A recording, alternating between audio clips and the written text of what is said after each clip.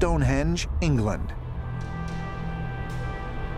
Here, on the Salisbury Plain in the county of Wiltshire, stands the most sophisticated prehistoric stone circle in the world. According to radiocarbon dating, this striking arrangement of monoliths was placed on this wide plain in southern England more than 4,000 years ago. Consisting of more than 100 stone blocks, the monoliths create a larger structure known as a megalith. There is a period in time, several thousand years ago, which is known as the megalithic time. And it is defined by the fact that our ancestors, pretty much in every part of civilization, began to build with gigantic stones. These cultures, which were known as megalithic cultures, are something of a mystery to us. We have to ask ourselves why, all of a sudden virtually, human beings across a broad stretch of Europe and Asia suddenly started to prize large pieces of rock free, drag them around the landscape, and then piling them up in very exotic and unusual ways. Stonehenge, the world's most famous megalithic structure, derives its name from the material used to construct it, and also from the term henge, which refers to a circular or oval-shaped bank that surrounds a central flat area. Stonehenge, it's just 25% of the original monument. 75% has been destroyed forever. Originally, they had 60 huge blocks that formed a perfect circle. The question is, who was able to move them and what was the purpose?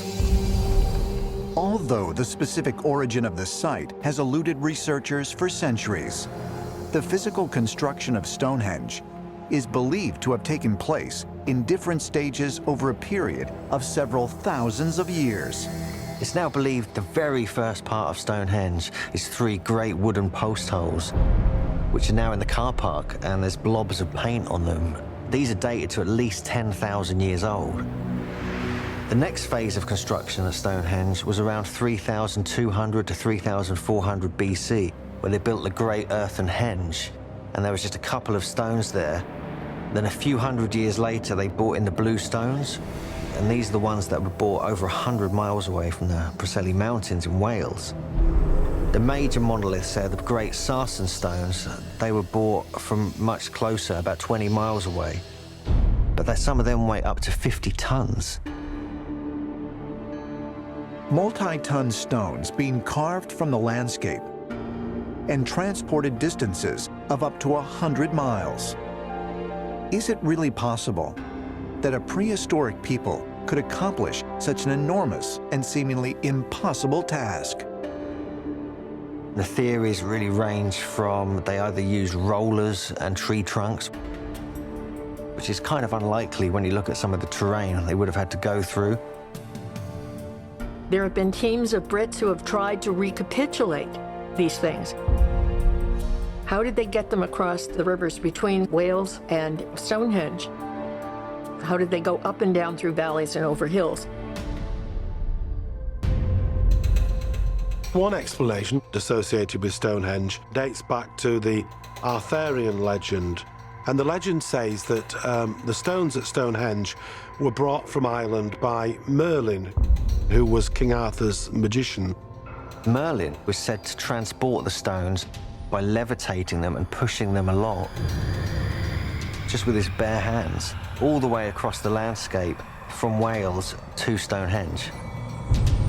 The great 20th century French philosopher and historian Jean Markel wrote over 40 books on the life of Merlin and Arthur and the Celtic traditions. And Markel was adamant that Merlin was a real person. He was also adamant that Merlin was an incredibly powerful, otherworldly being who was here to teach us to move beyond the human restrictions and boundaries.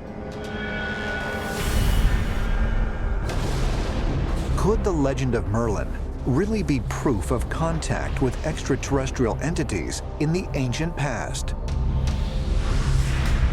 And that they provided advanced technology to help transport and place the monoliths? If so, why would stone be the ideal material needed to construct the site? Probably it was worth using as a medium if you wanted to impress the gods, because it was quite likely that people saw stone as being synonymous with gods, because it seemed to them to last forever.